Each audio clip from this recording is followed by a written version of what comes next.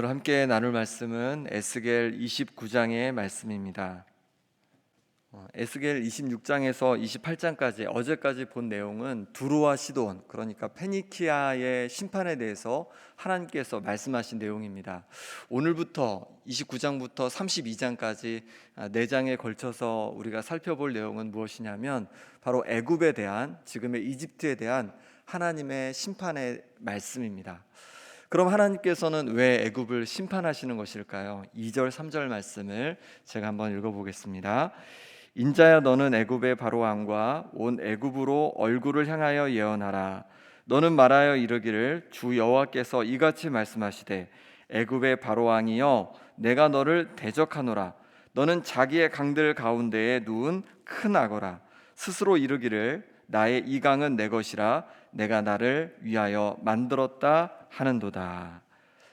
애굽에는 큰 강이 흐르는데 나일강입니다. 나일강이라는 큰 강이 흘러서 그 나일강을 통해서 애굽 사람들이 이제 농사를 짓고 그렇게 풍요를 누렸습니다. 그런데 오늘 보니까 이 큰 강, 나일강에 누운 큰 악어가 있다고 합니다. 누굴 말하는 거냐면 바로 애굽의 바로왕을 말하는 것입니다. 바로왕을 이 강들 가운데 누운 큰 악어로 비유하면서 뭐라고 하냐면, 이 큰 악어가 뭐라고 하냐면, 나의 이 강은 내 것이라, 내가 나를 위하여 만들었다, 이렇게 말한다는 거예요. 이 나일강을 누가 만들었습니까? 하나님께서 만드셨습니다. 그런데 이 큰 악어와 같은 바로왕이 뭐라고 그러냐면, 내가 만들었다, 나를 위해서 내가 만들었다, 이렇게 말한다는 겁니다. 스스로 자신을 신이라고 여기면서 자신의 백성 또한 자신을 신으로 그렇게 섬기게 한 것이고, 자신 덕분에 너희들이 이렇게 풍요를 누리는 거다, 이렇게 말하는 겁니다. 또한 이 영광 바로 내 덕분에 내가 누리는 거다, 이렇게 얘기하는 것이죠. 하나님의 영광을 빼앗고 하나님을 모독하는 것입니다. 그런데 우리 또한 바로왕과 같지 않은가 생각해 볼 필요가 있습니다. 내가 누리고 있는 평안과 성공과 업적이 모두 내 능력으로 된 것이라고 자랑하고 또 그런 마음을 가질 때 우리 또한 바로왕의 자리에 앉는 것입니다. 우리가 지금 누리고 있는 것들 당연한 것이 아닙니다. 내가 능력이 있어서, 내가 실력이 있어서 누리는 것이 아닙니다.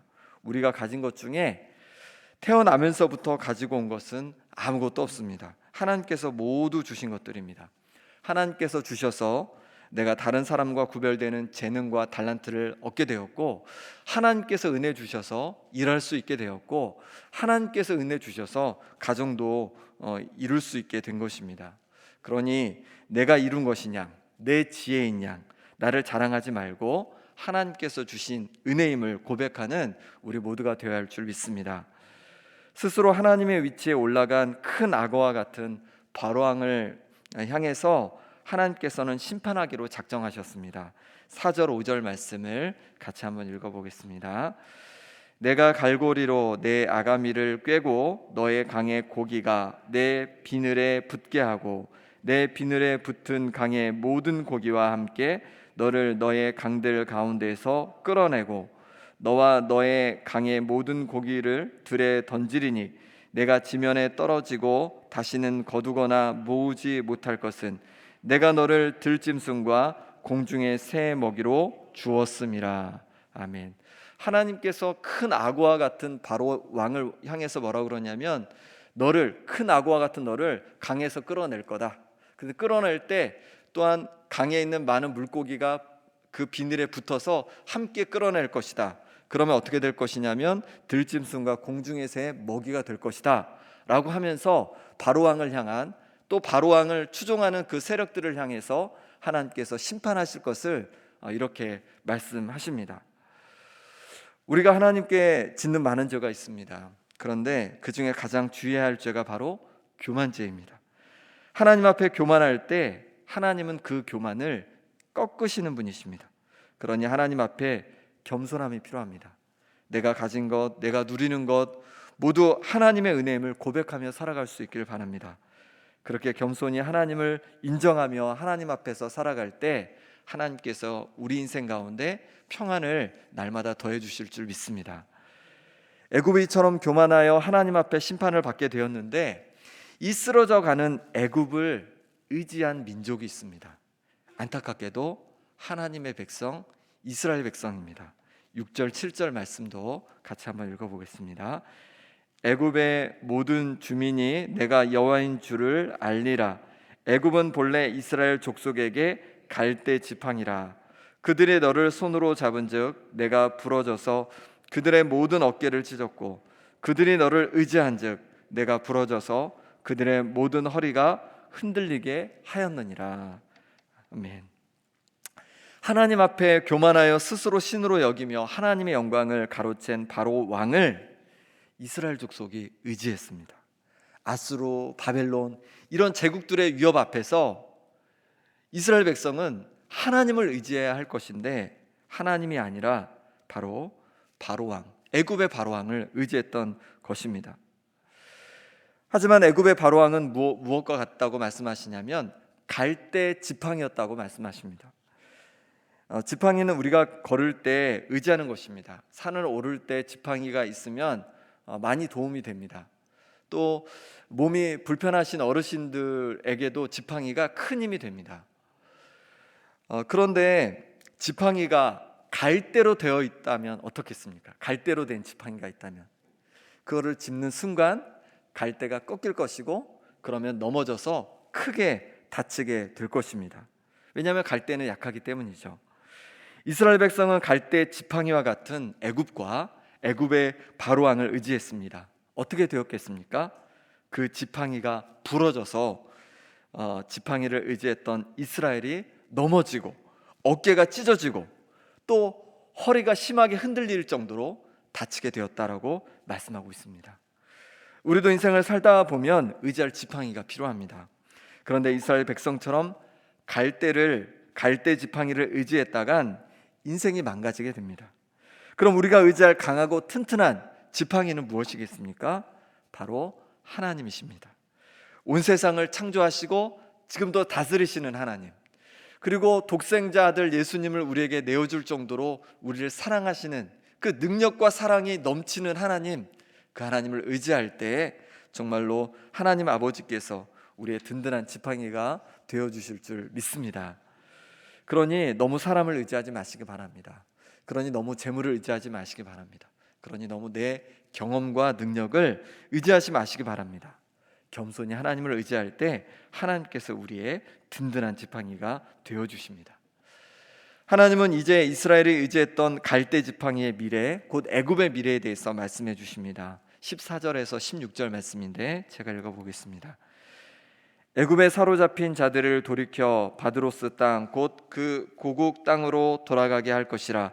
그들이 거기에서 미약한 나라가 되되 나라 가운데 지극히 미약한 나라가 되어 다시는 나라들을 위해 스스로 높이지 못하리니 내가 그들을 감하여 다시는 나라들을 다스리지 못하게 할 것임이라.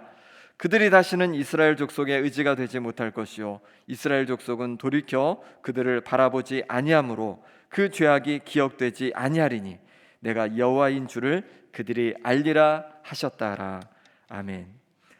하나님께서는 애굽도 바벨론에 의해서 공격을 당하게 될 것을 말씀하십니다. 남유다가 바벨론에 의해서 공격을 당한 것처럼 애굽 또한 바벨론에 의해서 공격을 받고 이 애굽 사람들도 여러 각지로 다양한 나라들로 포로로 끌려갈 것을 말씀하십니다. 그리고 나서 40년이 지났을 때 하나님께서는 애굽 사람들을 다시 애굽으로 모으십니다. 그런데 그때 모이게 된 애굽은 어떤 나라가 되냐면 지극히 미약한 나라가 될 거다라고 말씀하십니다. 그래서 다시는 다른 나라들을 다스리지 못할 정도로 아주 힘이 약하고 연약한 나라가 될 것을 말씀하고 있습니다. 그로 인해 애굽이 다시는 이스라엘 족속의 의지가 되지 못할 것이다 라고 이렇게 이르십니다. 이스라엘 백성, 하나님의 백성이 의지했던 갈대 지팡이가 부러져서 다시는 하나님 백성의 지팡이가 되지 못할 것을 말씀하신 것입니다. 우리도 마찬가지입니다. 우리가 헛된 것을 의지하며 우리의 인생을 설계해 갈 때 결국 그것이 우리의 지팡이가 결국 우리가 의지했던 그 지팡이가 부러지게 될 것이고 결국 우리에게 실망감을 주게 될 것입니다. 사람을 의지하며 인생을 살아갈 때 사람에게 실망할 것입니다. 재물을 의지하며 살아갈 때 재물로 인해서 낙담하게 될 것입니다. 내 경험과 능력에 의지하며 살아갈 때 우리는 실패를 경험하게 될 것입니다. 무엇을 하든 사람이 아니라, 재물이 아니라, 내 경험과 능력이 아니라 하나님을 의지하며 하나님 앞에 겸손히 살아가는 우리 성도님들 되시기 바랍니다. 함께 기도하겠습니다. 이 시간 기도하실 때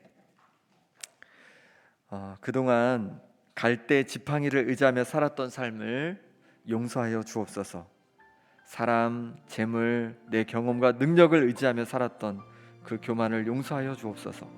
그리고 이제 하나님을 온전히 의지하며 하나님을 지팡이 삼아 하나님 앞에 겸손히 살게 하여 주옵소서.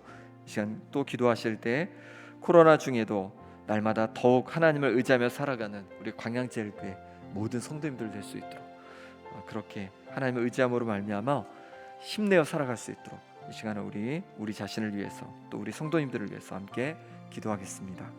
아버지 하나님, 이 시간에 기도하며 나갑니다. 아버지 하나님, 우리가 그동안 갈대 지팡이를 의지하며 살았던 삶을 용서하여 주옵소서. 사람을 의지하며 살고 또 재물을 의지하며 살고 내 경험과 능력을 의지하며 살았던 우리의 삶을 긍휼히 여기시고 용서하여 주옵소서. 이제 갈대 지팡이가 아니라 든든한 지팡이 되시는 하나님을 온전히 의지하며 살아가길 원합니다. 아버지 하나님, 때로 우리 가운데 주신 여러 가지 일들 가운데 아버지 하나님 잘못된 마음들로 교만함으로 응답하지 않게 도와주시고 우리의 진정한 지팡이 되시는 주님을 의지함으로 말미암아서 하나님께서 우리를 풍성케 하시고 우리를 붙잡아 주시는 든든한 은혜를 경험케 하여 주옵소서.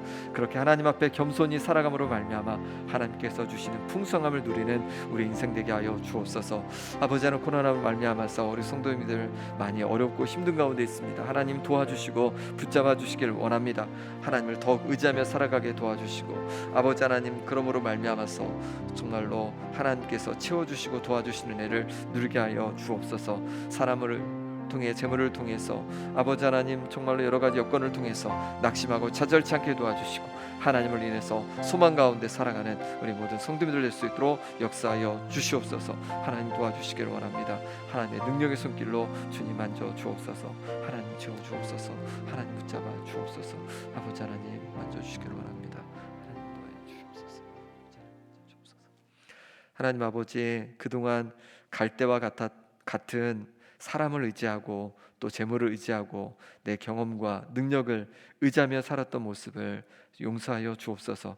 이제 하나님을 온전히 의지하길 원합니다. 온 세상을 창조하시고 지금도 다스리시며 우리를 그 무엇보다도 사랑하시는 하나님을 의지하며 하나님 앞에 겸손히 살아가게 하여 주옵소서. 그럴 때 하나님께서 우리에게 든든한 지팡이가 되어주셔서 우리의 삶을 날마다 풍성케 하여 주옵소서. 코로나로 인해서 아버지 하나님, 성도님들 많은 어려움 가운데 있습니다.